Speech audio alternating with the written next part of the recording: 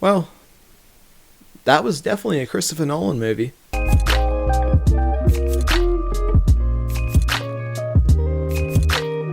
Tenet is the latest movie from visionary director Christopher Nolan and stars John David Washington, Robert Pattinson, Kenneth Branagh, and Elizabeth Debicki. Basically, without spoiling anything, the plot follows the protagonist, played by John David Washington, as he is tasked with stopping World War III and also coming across another reality that plays in reverse to his own. It's very complicated to explain without going into any spoilers at all, and I'm not going to, don't worry, because this movie technically isn't out yet for main distribution. So I got to see Tenet this week, and there was a couple of early screenings happening at the cinema here in Bathurst. If you want proof to know that I went, here's my ticket right here. I was extremely excited to see what the hell this movie was going to be. And yeah, I was very impressed, to be honest. Firstly, this movie is definitely not for everyone. There was a couple of people in the session I was in who were so confused the entire time. They literally said at multiple points, "What the hell is going on?" And I believe, and when the credits rolled, I could hear him say, "About time." Also, didn't help that they were kind of young, kind of in high school, so there's that as well. But I know a lot of you out there may not like this at all, mainly due to the style of the film. If you've watched Inception, Memento, and yeah, pretty much Dunkirk, I'd say, with a little bit of Interstellar in there, that's pretty much what Tenet is, also with some spy elements blended in there. This is probably one of the most complex Nolan movies that he's done.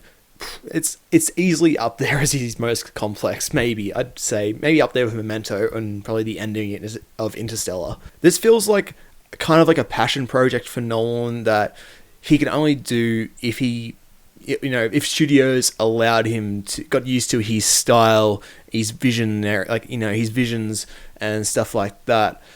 And this is definitely a very experimental movie in terms of what kind of style it goes for. As you've seen from the trailers, there's this whole reverse style thing where they catch balls instead of shooting them. Crashed cars might come up and be normal in a second. That's a solid part of this movie, and I can't really explain it because it will just go right into spoilers. So I'm just going to move on from all of that. But yeah, this Christopher Nolan's direction here is. It's the top of his game. Christopher Nolan has done an amazing job here at crafting this intense and thrilling spy movie that at times it may feel familiar, especially the whole stopping World War III plot that we've seen so many times in recent memory. But there's a lot of stuff here that makes it stand out among the crowd. The opening prologue, of course, is phenomenal. Oh my god. The bass alone of the cinema was just going right through my body, and you could literally feel the gunshots when any time as a gun is shot in this movie, you feel it.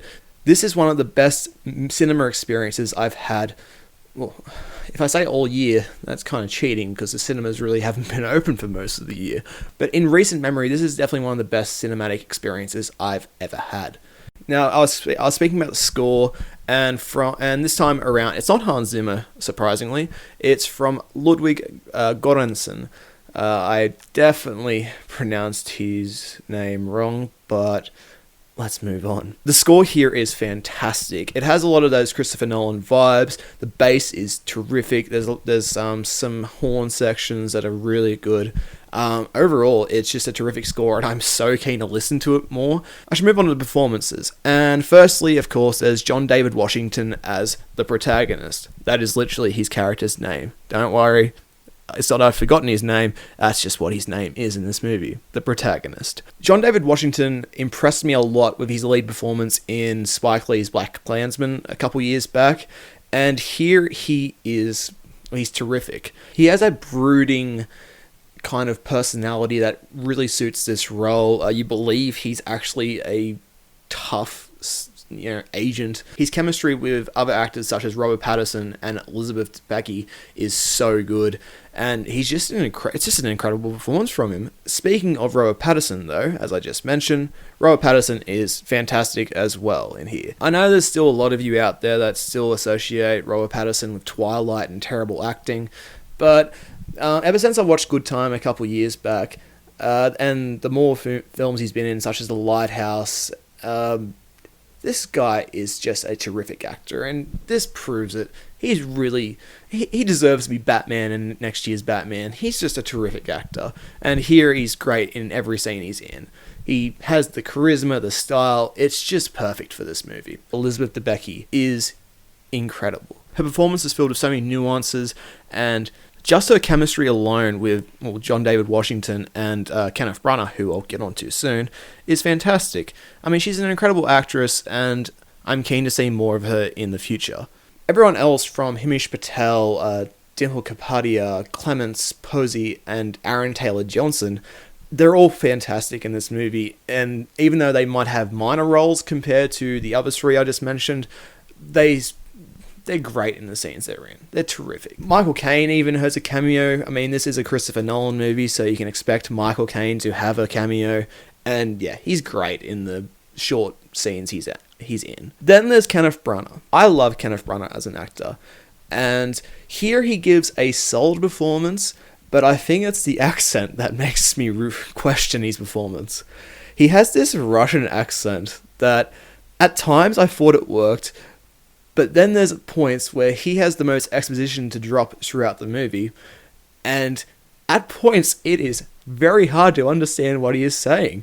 In one scene in particular, I kind of just guessed what he was saying. I think I got it, but I know a lot of you may struggle to understand what he's saying, and especially considering he's dumping most of the exposition, you might have a hard time. I think a second viewing would help, but I don't know. I really need to see this another time just to see what my final opinion is on Kenneth Branagh's performance, because at this stage, I really don't know. Then there's the action, which is incredible. I mean, there's a car chase that you've seen in the trailers that's terrific. The opening prologue is insane, and you may have also heard that Christopher Nolan, in an interview, said it was cheaper to blow up an actual plane than a CGI one. So there's that to look forward to, and that's just an insane set piece alone. But yeah, the action here is incredible. As I've said, the writing is fantastic. It's up there as Nolan's best, but it can be very complicated for the majority of moviegoers. Don't go in and expecting it to be spoon-fed to you. It's a puzzle. You really have to pay attention, and you just have to give this whole movie your attention if you really want to understand the writing here and the story. Overall, this is a fantastic movie and definitely a very impressive feat from Christopher Nolan. If you liked the kind of time stuff of Interstellar, Inception, Memento, and the kind of structure of Dunkirk, then I think you're going to love what he does here of Tenet. The performances here are fantastic all around. John David Washington is a great lead. Elizabeth Debicki gives a fantastic performance alone. Kenneth Branagh, I'm still really questioning what I think of his performance, mainly because of the accent. The action is fantastic. The score is phenomenal. And all the reverse stuff works really well once you get your head around it, really. I'm very excited to see this again, hopefully this weekend, because I really need to watch it again to fully understand, well, maybe understand it a little more. And if you guys like this, then I might do a spoiler review once I've actually seen it again, because I'll have a better idea of what I'm talking about, and not just mainly rambling on. But Tenet is a fantastic Christopher Nolan movie, and just a movie in general, and I think it's a great reintroduction to getting back into the cinema after the fact that cinemas have been closed most of the year because of COVID. So I'm going to give this 4.5 stars. I hope you guys enjoyed this review. Once you see Tenet, you'll understand why I'm kind of rambling on and trying to process what I'm saying, because this movie really made me think for a couple of days, and I'm still really thinking about what I watched on the weekend. It's a crazy movie to watch, and it really demands multiple viewings. So if you haven't, please like this video and subscribe if you already haven't. Comment below, as I'm here for a conversation if you really want to. And yeah, so I hope you guys enjoyed this review. I'm Andy. See you next time.